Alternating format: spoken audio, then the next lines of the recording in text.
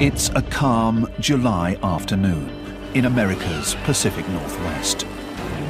But a surprising storm is brewing, invisible to the naked eye. Deep within the Earth, titanic forces are building towards a catastrophe. A mega quake. It's going to blow people's minds. It will be a disaster, much larger than Katrina.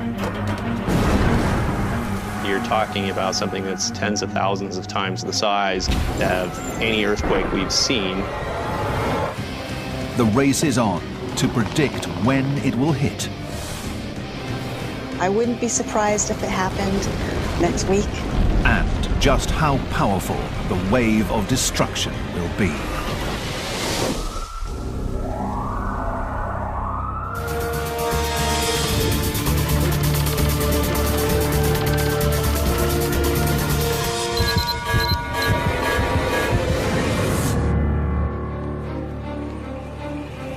Megaquakes are among the most powerful forces of nature. They rival the destructive energy packed in an arsenal of atomic bombs. And they strike suddenly, violently, and without warning.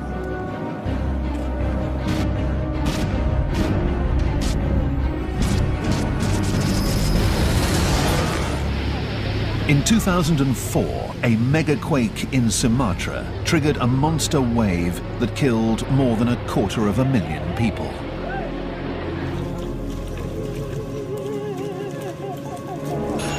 In 2010, another strike, this time in Chile.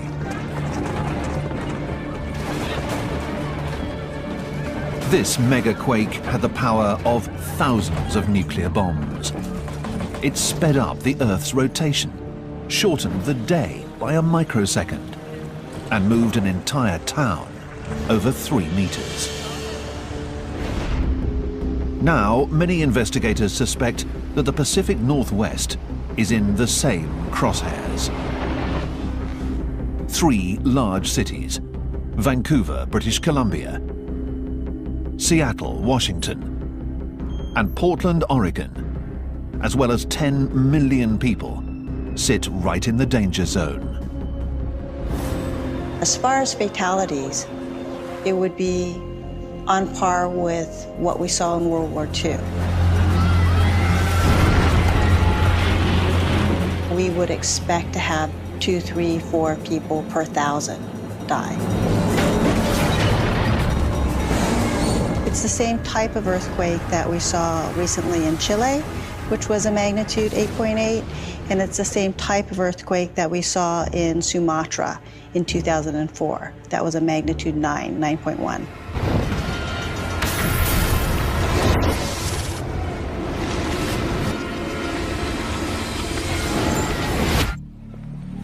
Investigators believe the threat of a similar megaquake is real.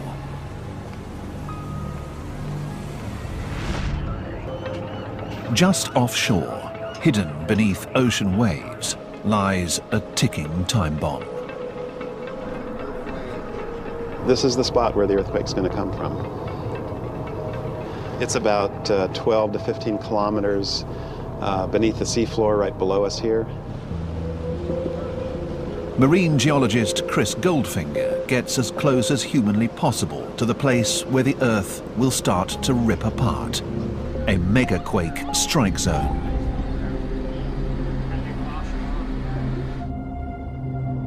We like to think the Earth beneath our feet is solid.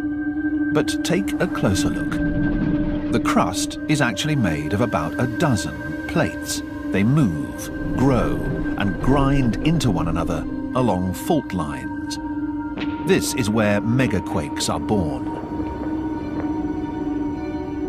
In the region known as Cascadia, a Pacific plate named Juan de Fuca meets North America and dives below it. It's a special fault called a subduction zone. A megaquake is fueled when 2 plates get stuck. Pressure builds and then breaks free with fury. Investigators can't look into the Earth and watch the plates, but their high-tech tools paint a picture of an impending disaster. A submarine camera captures the point where the two plates make contact, about 100 kilometers off the coast. The video reveals little sign of trouble. But Goldfinger sees enormous and dangerous forces at work. Okay, we're going to put the pole out. Sonar can detect what's invisible to a camera's lens.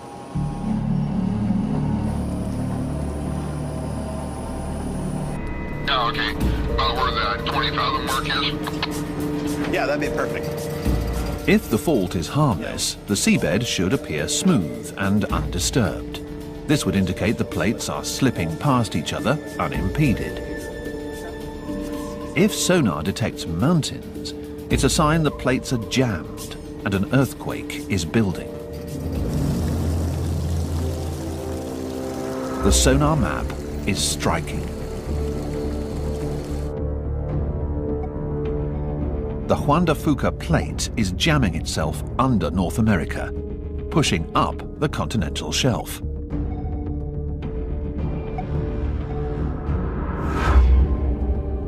The two plates are not sliding past each other. They are locked in a collision. North America is buckling under pressure from the oceanic plate, and at some point, it will suddenly release in one massive jolt. A subduction earthquake is the largest type of earthquake on Earth, and the reason is that the size of the earthquake is proportional to the surface area that actually moves during the earthquake. That surface area is huge. It is some 1,000 kilometers long from southern Canada to northern California, and at least 50 kilometers wide, making it as big as Ireland. The surface area is just giant. Very large surface area makes a very large earthquake. The fault is so large, scientists give it a special name, a megathrust. And while they've struck before, none has ever threatened an area as highly developed as Cascadia. In recent times, there has not been a megathrust earthquake under a major city. So we really haven't seen the worst that the Earth can throw at a major city yet.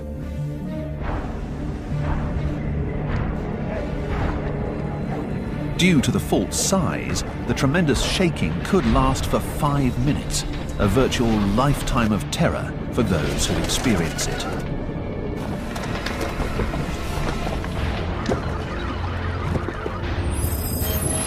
One thing that's dramatically different about these big subduction zone earthquakes is that they take a lot longer to rupture because they rupture a large area. The threat is looming, which poses the question, exactly when will the megathrust strike?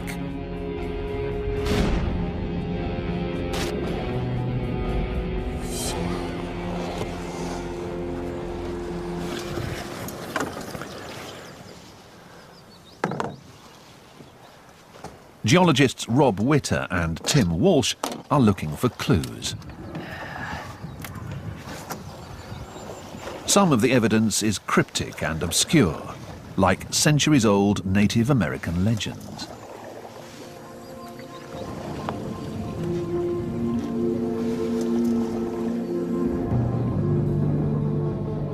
They tell of a pitched battle between two creatures, the Thunderbird and the whale.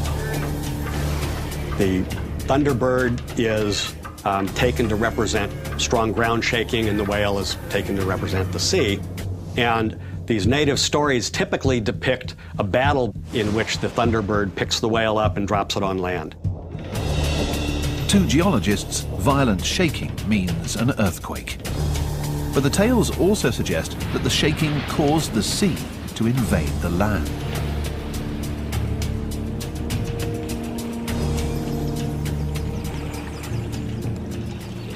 This long-dead stand of trees is known as a ghost forest.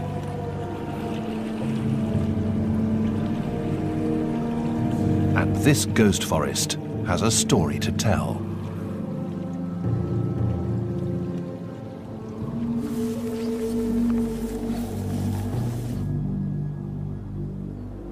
This is a fossil forest.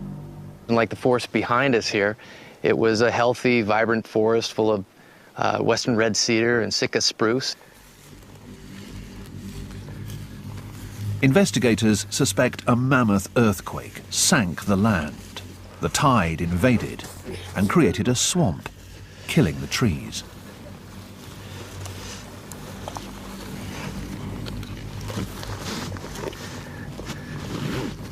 Once this forest was submerged, it couldn't live with the salt water, and slowly the trees began to die off. The destruction is not unique. In Alaska, a forest died after an earthquake struck in 1964. The 9.2 shock was one of the largest ever recorded. It caused the coast to sink and the sea to invade, just as in Cascadia.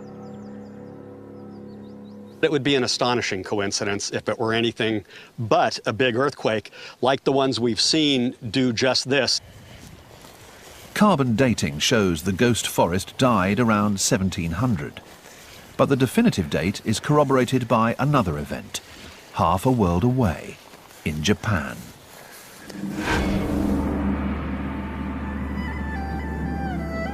And it, too, involved a flood.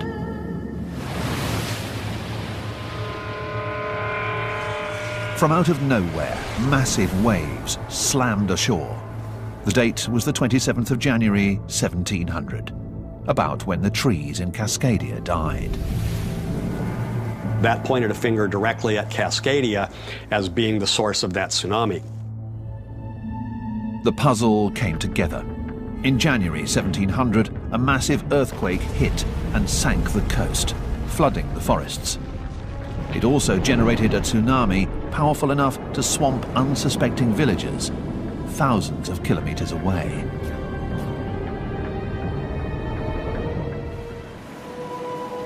Megaquakes have devastated Cascadia in the recent past. When will the next one strike?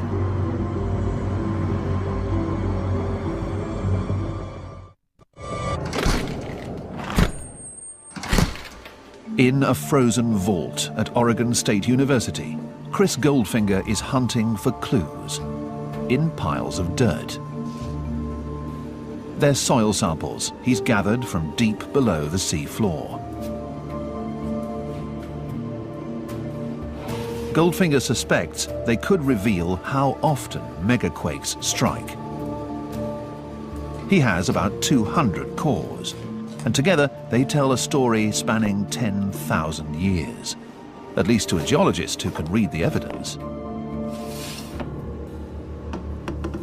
What you see inside are sediments from the last few thousand years. This is one earthquake that goes from here to here. From subtle shifts in the soil, Goldfinger sees a pattern. The changes mark where an earthquake has triggered an undersea landslide. Carbon dating determines when the quakes struck. The results are ominous. In the past 10,000 years, megastrikes have hit here on 19 separate occasions.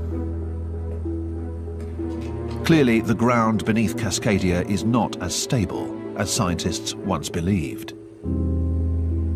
The minimum time that we see between earthquakes is about 170 to 200 years, and it's been about 310 since the last one.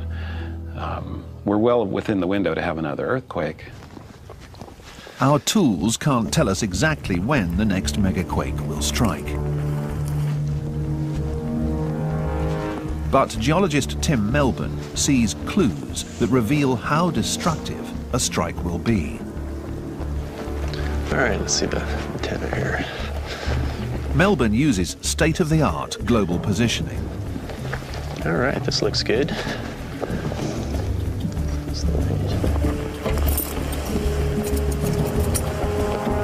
All right, 5 lights on, that's what we like to see. GPS reveals what we can't see or feel, and the readings are disturbing. The ground here is moving.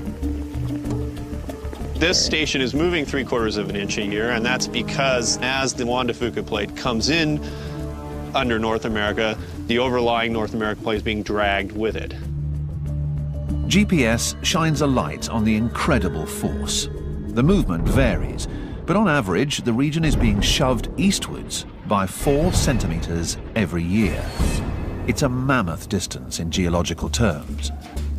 Since Cascadia's last megaquake in 1700, the region has moved by as much as 12 meters. And the GPS shows something else. The coastline is moving faster than the land further inland, causing the North American plate to buckle. A 1,000-kilometer strip is being squeezed. The crust is getting compressed, literally just like a spring. And when the fault that's driving all of this compression then breaks, that it will be the earthquake, then the spring unloads and everything launches back. The locked zone between the plates releases, and suddenly and without warning, a chunk of land the size of Ireland lurches more than 10 meters. Both the land underfoot and the waters out to sea roil and pitch with fury. If you're in downtown Seattle and the earthquake happens, you will find that you have moved towards the southwest between, say, 3 and 5 meters. And if you're out on the coast, you'll find you've also moved to the southwest, but probably more like 5 to 10 meters. Land along the coast, pushed up by the fault over 3 centuries, collapses. As the plates break free, it may also unleash one of the most devastating events, a tsunami. It causes the water above that seafloor to be lifted up, and then it collapses under its own weight and flows toward land and across the Pacific Ocean. The tsunami could be as high as 15 meters, tall enough to wipe entire towns off the map.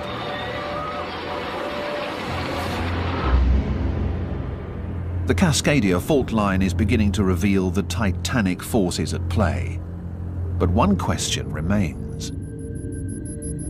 How close to the metropolitan regions does the fault actually slip and generate the seismic waves? A chief worry has been that the megaquake will erupt within 150 kilometers of Seattle, the region's largest city.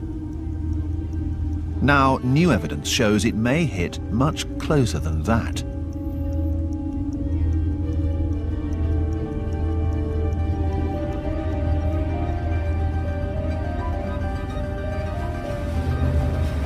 Not far from Seattle, the fault is rumbling.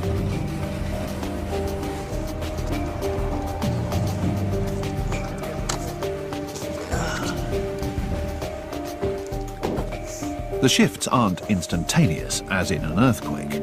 They are extremely slow. This fault that we all worry a lot about is not a dead, inanimate thing. It's actually very much alive. About 80 kilometers inland from the coast, the North American and Juan de Fuca plates grind against each other. Tim Melbourne follows these tremors on an underground instrument that continuously records the fault's movements. Okay, Rex, so this is going to go down into the sand, keep it upright. Go ahead and stick that into the data logger.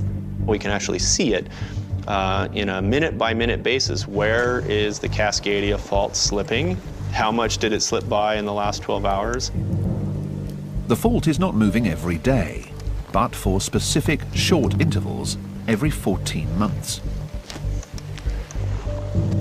The shifts are the first seismic events that experts have learned to predict here. And they've come like clockwork every 14 months. At Melbourne's lab in Central Washington University, data pours in from instruments all over the state. He's on the lookout for 2 things: signs of a larger event and how close the tremors come to Seattle.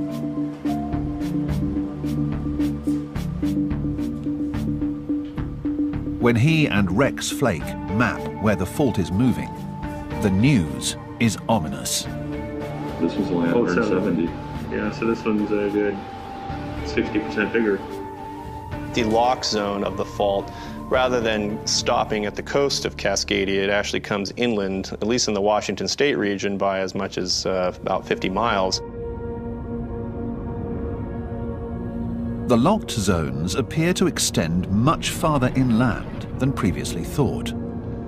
It makes for a much more powerful quake, much closer to where people live.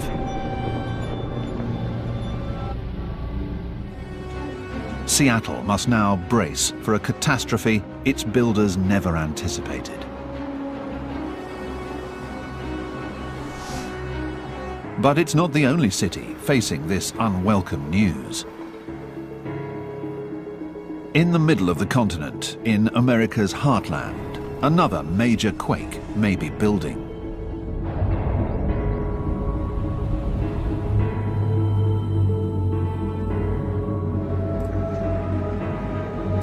Memphis, Tennessee is far from traditional earthquake country. Yet the ground here can move so violently it can stop the mighty Mississippi River. That's what early settlers were shocked to witness in the autumn of 1811. It is December when the shaking begins. It continues on and off for months. There were 3 to 4 very large earthquakes. And in addition to that, there were thousands of aftershocks. Witness accounts describe tremendous shaking that downs trees and chimneys, spanning 100,000 square kilometers, an area the size of Iceland. But at the epicenter, the scenes are apocalyptic. They talk about large fissures opening up and water and sand fountaining out of the ground up to 30 feet in the air. These geysers, these sand blows as they're called, covered the fields at the end of the event with lots and lots of sand and water, in some places as much as 3 feet, maybe more. Before it's over, one large quake strikes beneath the Mississippi, uplifting the earth by tens of meters. Incredibly, the mighty river reverses course. The uplifted land would have blocked the flow of the river and forced it temporarily to flow backwards. The Mississippi has long since returned to its natural path, but the remnants of the sand geysers remain.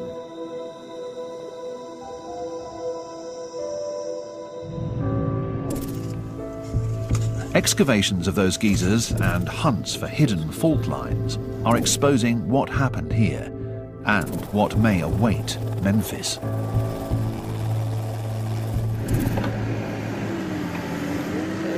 Wow. See how it resists? Martisha Tuttle and Eugene Buddy Schweig see a disturbing record buried in fields.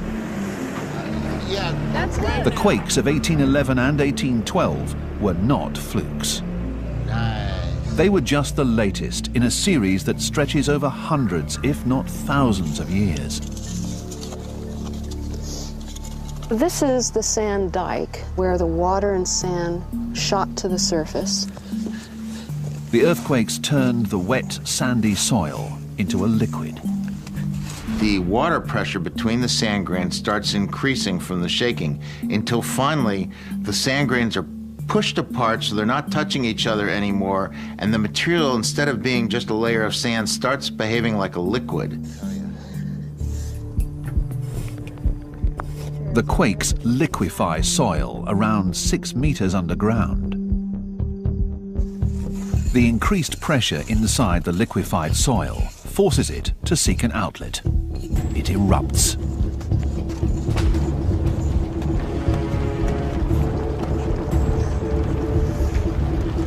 But not all of the sand blows date to 1811 and 12. Many erupted earlier, revealing a pattern of shocks here in the heartland. The older ones seem to cluster in age around 1450 AD and 900 AD, and indeed there are even some older than that. About every 500 years, there seems to have been a major earthquake, indeed a sequence of earthquakes. In a region of little other earthquake activity, thousands of kilometers from any continental plate boundary, this 500-year recurrence has rocked the field of earthquake science. If you fly over the central part of the United States, all you see is a very quiet farmland. And so you don't see mountains, you don't see a fault scarp, you don't see anything. What hidden forces generate these earthquakes? Beatrice Magnani of the University of Memphis is trying to expose them.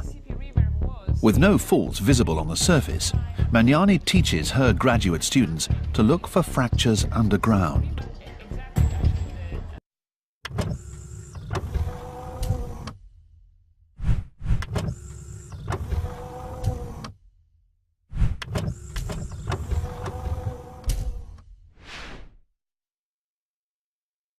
So we discovered a new fault. Nobody knew this fault existed, and it's located right here.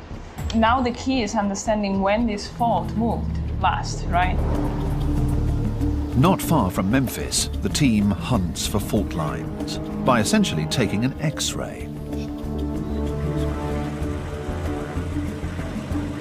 We're ready to shoot. They use seismic waves, the same waves generated by an earthquake.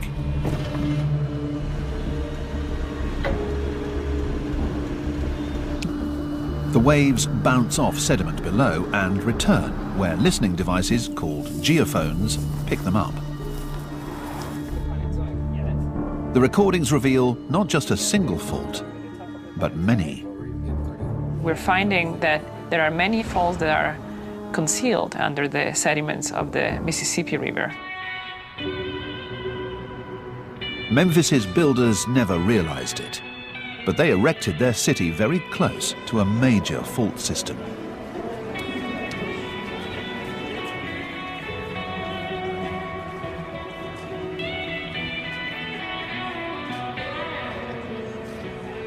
Memphis, Tennessee is not braced for an earthquake. But if scientists are right, it may soon face a quake that could lay waste to the city and threaten the people who live there. By some measures, actually, the hazard here is as high as in California. We say that a probability of around a magnitude 6 occurring in the next 50 years is probably something on the order of 80 or 90%. The quakes that struck here in 1811 and 1812 were even more powerful and blew sand from beneath over a vast area. These features are so large that you can see them from the air. Let's take a look at that spot over there. Okay. The sand blows stretch over thousands of square kilometers.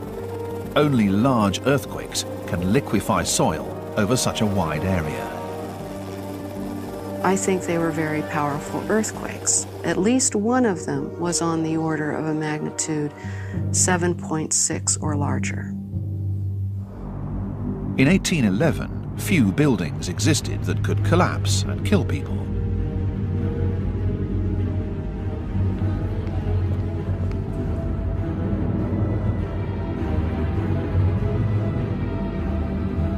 But recently, the world witnessed what can happen when a powerful earthquake strikes an unprepared city.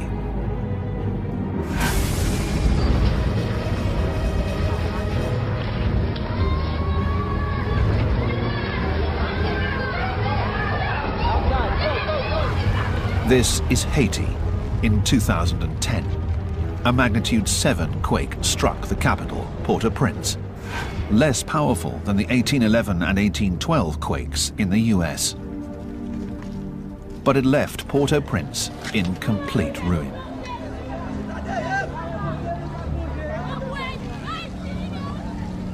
More than 200,000 people died. Memphis is not likely to suffer destruction on that scale, but the city's vulnerability worries emergency managers like Jim Wilkinson. We have a seismic event here on the magnitude that we're told that we could have. It will truly be catastrophic. It will be something that will take every resource that we have to address. The ground here keeps shaking with tiny tremors. Memphis gets a reminder of the danger about 4 times a week. We record roughly 200 earthquakes a year, and they are a magnitude between 4 and 1.5. These tremors are at the center of a controversy. They could be just aftershocks of 1811 and 1812. Skeptics also point to inconclusive GPS data. If there's little sign underground of forces colliding, then in their view, the fault zone here is shutting down. Their theory is that probably the 1811, 1812 and the large earthquake that happened before, every 500 years, have unloaded the fault system. We should expect the next earthquake to occur maybe in 10,000 years. Beatrice Magnani is among those who believe the danger is real. We should continue monitoring the seismic zone, because that is the system of fault that has been rupturing for the past 5,000 years. And all you need is one.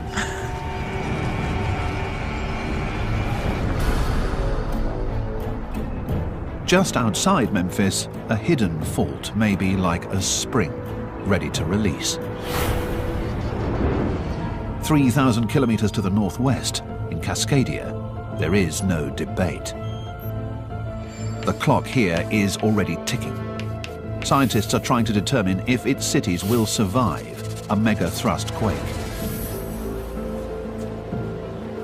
Such a quake here could be the first in history to hit a major American city.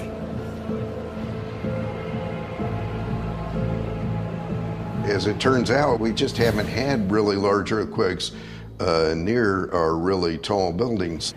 Tom Heaton of the California Institute of Technology and Kim Olson of San Diego State University have each studied how a megaquake will shake Cascadia.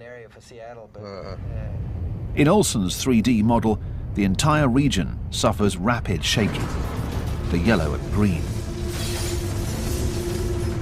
It's a phenomenon seen in many earthquakes. The ground moves back and forth very quickly. In that rapid shaking, unreinforced brick buildings often collapse.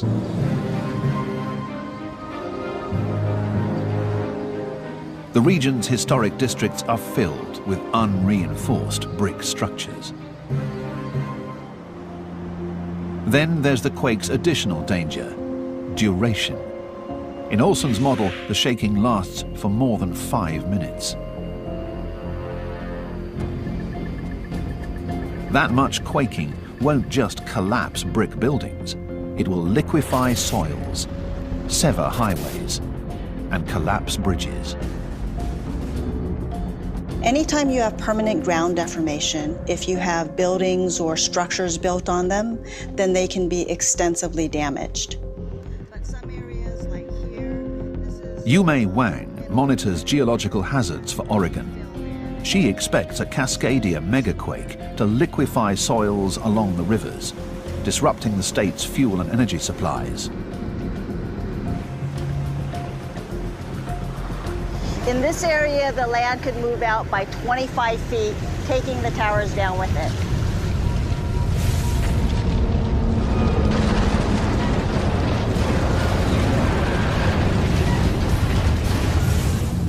For Heaton and Olson, the gravest worry is how skyscrapers will fare, especially those in the region's largest city, Seattle.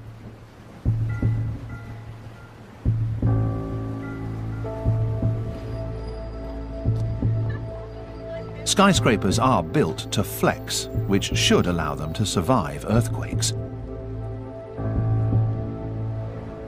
But a megaquake won't just bombard Seattle with rapid shaking. It will assault the city with another type of wave. In Olson's model, they are red and blue. A lot of the energy is being transferred to long period waves. And by that, I mean like long roller coaster motion waves. These long period waves make the ground undulate, almost like rolling ocean waves. People on the street may not feel endangered, but skyscrapers will start to sway dramatically. Only huge quakes like the 8.8 that struck Chile in 2010 generate these waves.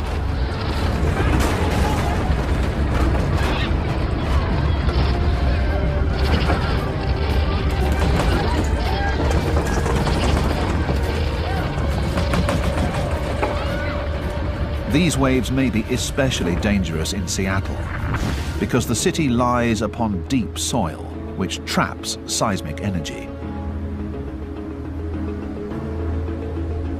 It amplifies those slow motions of the ground.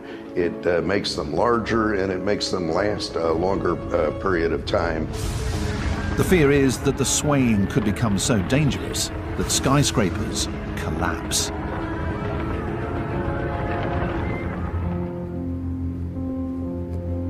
Tom Heaton has run the calculations over and over, and his findings are disturbing.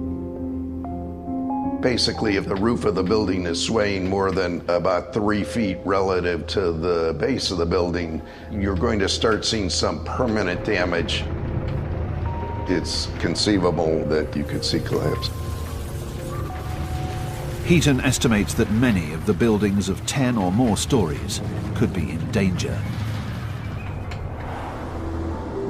John Hooper concedes that some skyscrapers may collapse, but most will not. The vast majority of buildings, people will be uninjured, be able to get out, etc. Those that might be susceptible to that sort of cascading event, there's probably less than 10 on the skyline. Still, thousands live and work in these buildings. They and millions more could soon suffer one of the worst natural disasters ever to strike the US. The effect will be widespread, and I think that's a key point. It won't just be Seattle. It could be from Vancouver, British Columbia, all the way down to Northern California.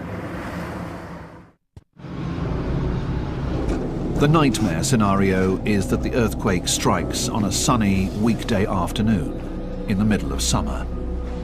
Many are at work in the high-rises and old brick buildings susceptible to collapse.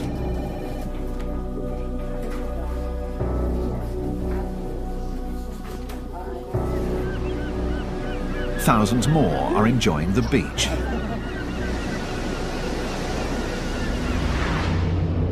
Just off the coast of Northern California, the megaquake suddenly begins. The rupture starts perhaps at one end of the fault and ruptures to the other end, tearing like a zipper. Goes at about 3 kilometers a second on average.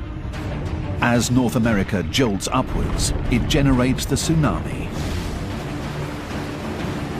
At 1,000 kilometers an hour, it will take 4 hours to hit Hawaii and 8 hours to swamp Japan. Hopefully, most there will reach higher ground. In North America, it isn't the tsunami that arrives first, but the powerful seismic waves hurtling through the earth at 11,000 kilometers an hour. There will be no warning. People will know that an earthquake hit when the ground starts to shake. It's going to blow people's minds. It's going to be strong shaking like nobody's ever felt before. Bridges collapse.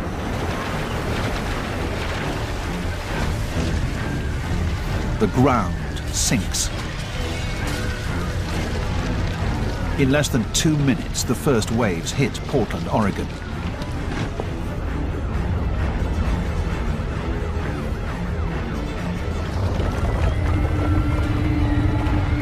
Those in the city's historic buildings do not have much time.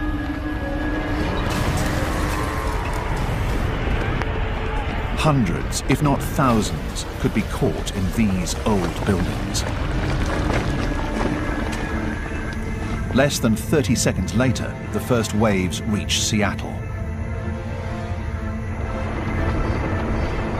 The violent shaking is only the beginning for Cascadia's largest city.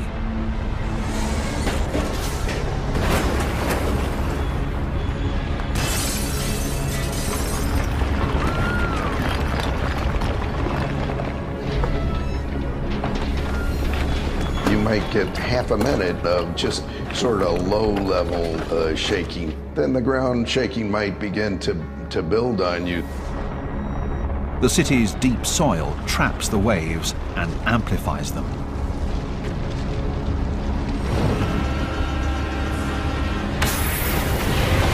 If you were in a tall building, the building would start to sway quite a lot.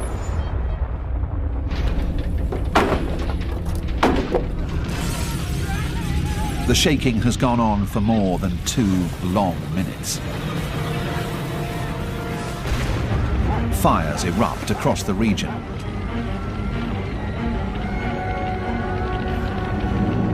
There could be thousands of landslides. 3.5 minutes in, some skyscrapers begin to suffer catastrophic damage.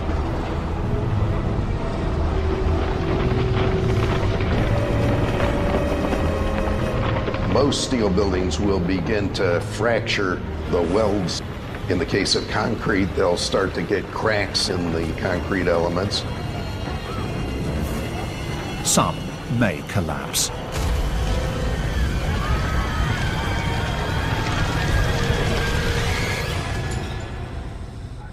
It seems like an eternity, but after 5.5 minutes, the ground finally stops shaking.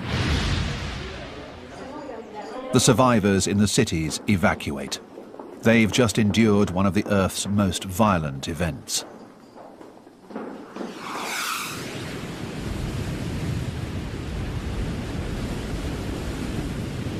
But for those on the coast, the worst is yet to come. Get ready to run to high ground. If you're in a low-lying area, you need to get inland. It takes 20 minutes after the shaking stops for the first massive wave to hit Oregon.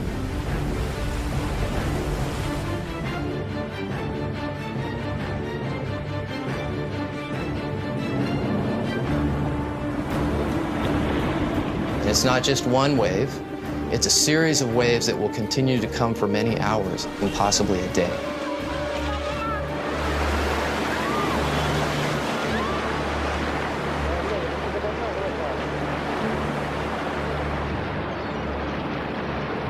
When it ends, 3 major cities are virtually cut off. Many kilometers of coastline are wiped from the map. Thousands of buildings are permanently damaged or destroyed. More than 1 million are homeless. In Oregon alone, as many as 5,000 are dead. This is what we think is a low estimate, and that number can go up. This is basically our Katrina. However, we expect to have a lot more damage. With adequate planning, emergency workers will spread across the area. Helicopters will airlift in much-needed fuel, food, and medicine. Slowly, the region will come back to life. The U.S. is a resilient place. After we get hit by a major event such as Katrina or the World Trade Center attack, we're able to recover. And after a Cascadia earthquake, we'll be able to recover. Today, a summer day in Cascadia is a picture of tranquility, completely undisturbed by the danger lurking out at sea and beneath its majestic volcanoes. The cities of Portland, Vancouver, and Seattle are safe. For now.